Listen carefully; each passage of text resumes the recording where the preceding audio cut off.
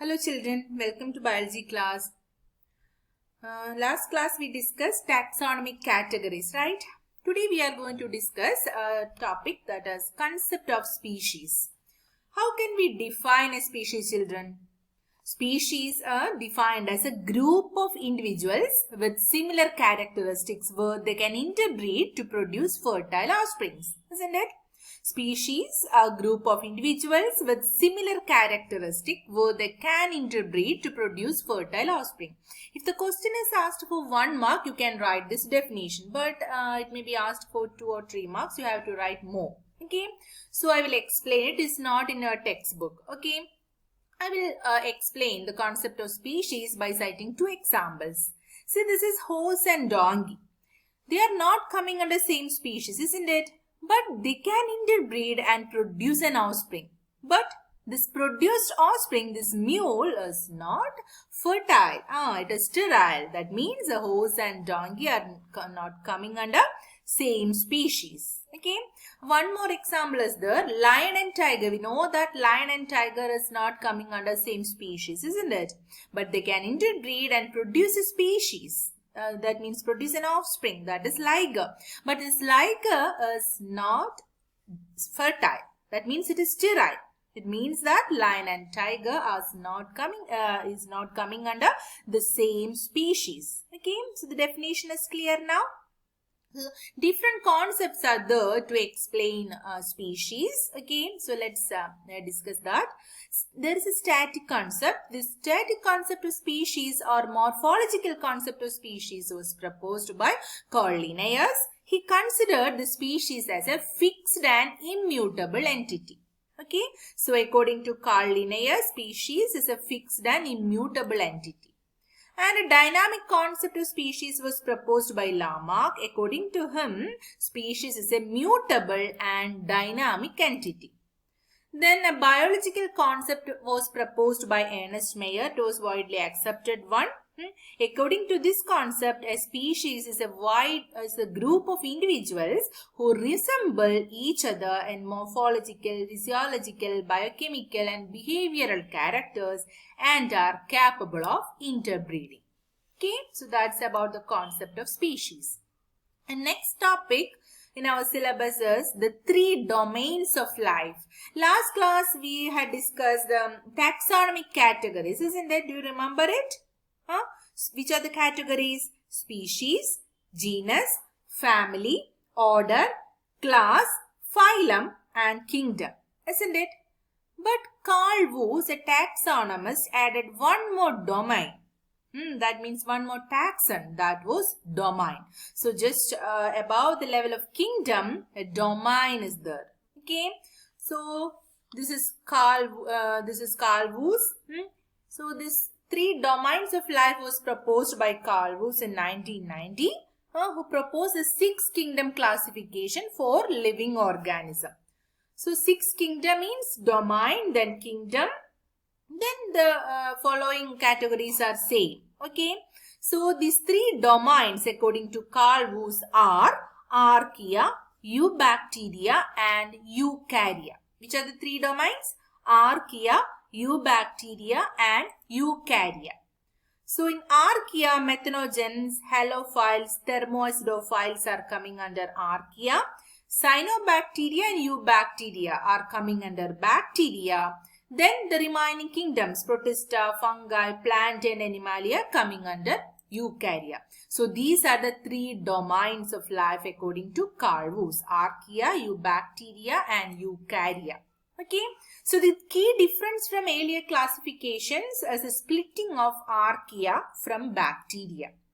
So archaea, it's ancient forms of bacteria. Then second domain, bacteria, it is more advanced forms of bacteria.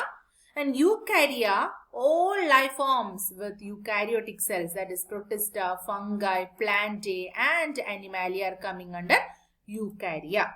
So these are the 3 domains of life. This topic is also not there in your textbook. Okay, so you have to download this. Okay, I will add this picture or this note in your note session. Okay, children. And the last topic of this lesson is taxonomic aids. So we had discussed the branch of science, taxonomy and systematics, isn't it? So identification, classification, naming, everything is coming under this this branch of science, isn't it? So different things which helps for identifying an organism, classifying an organism. These are termed as taxonomic aids. Okay, so biologists have established certain procedures and techniques to store and preserve the information as well as the specimens. So some of these are explained to help you understand the usage of these aids. So herbarium, botanical gardens, manuals, flora, keys, zoological park, museum, monograph are some of them. Okay, so first of all, let's discuss with the aid herbarium. This is a herbarium sheet, children. What is herbarium? Herbarium is a storehouse of collected plant specimens that are dried, pressed and preserved on sheets. Okay, this is a herbarium sheets and this is herbarium chamber. Okay, further these sheets are arranged according to a universally accepted system of classification. These specimens, along with their descriptions on herbarium sheets, become a storehouse for future use. The herbarium sheets also carry a label providing information about the date and place of collection, English, local and botanical names, family, collector's name, etc. Okay, so herbaria also serve as a quick referral system in taxonomic studies. Okay. So you have to prepare the herbarium sheets of 5 species. Okay, I will explain the details later. So this is a herbarium sheet, and a herbarium sheets we will collect and press and preserve a plant species, and in one corner you have to label all the details of the species. Okay, that's a herbarium sheet. These are the tools for collecting. Okay, children. And the second aid which helps for taxonomy is botanical gardens. These specialized gardens have collections of live plants for reference. These plant species in these gardens are grown for identification purpose, and each plant is labeled indicating its botanical scientific name and its family. The famous botanical gardens are at Kew, England. This is Royal Botanical Garden, England. And Indian Botanical Garden, Howrah, India, it's at Calcutta, and National Botanical Research Institute, Lucknow. Okay. Then next one, museum. This is a biological museum. Okay. Biological museums are generally set up in educational institutes such as schools and colleges. Museums have collections of preserved plants and animal specimens for study and references. Specimens are preserved in the containers or jars in preservative solutions like formalin. Plant and animal specimens may also be preserved as dry specimens. Insects are preserved in insect boxes after collecting, killing and pinning. Then larger animals like birds and mammals are usually stuffed and preserved. These are stuffed animals. Okay. So museums are often have collections of skeletons of animals. In our biology lab, there are some specimens. Okay, and one skeleton too, isn't it?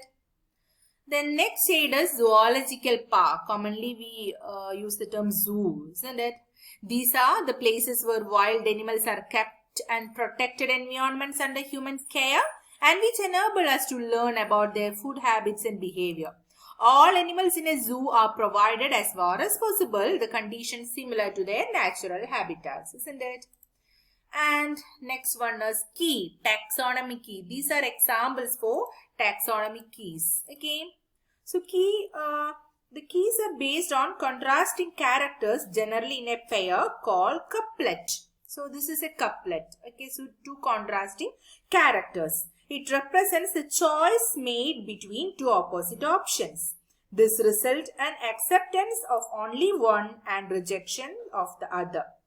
Each statement in the key is called a lead. Okay, so this is a lead.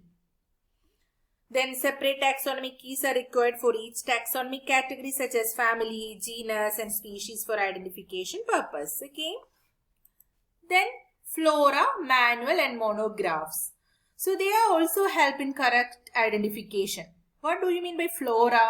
Flora contains the actual account of habitat and distribution of plants of a given area.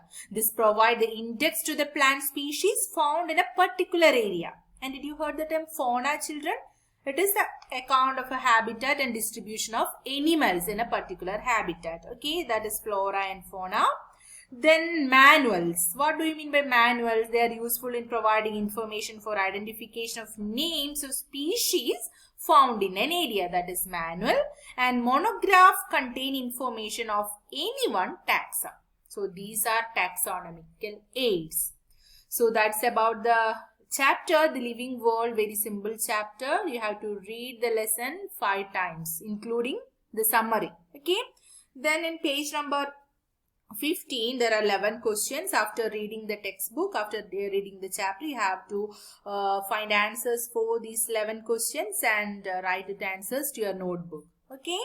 So that's about the lesson, and one assignment is there from this lesson. You have to prepare taxonomic sheets of 5 species of your neighborhood. Okay. So I will explain the details in our live class. Okay, children. So that's about the lesson, the living world. Study well, children. Thank you.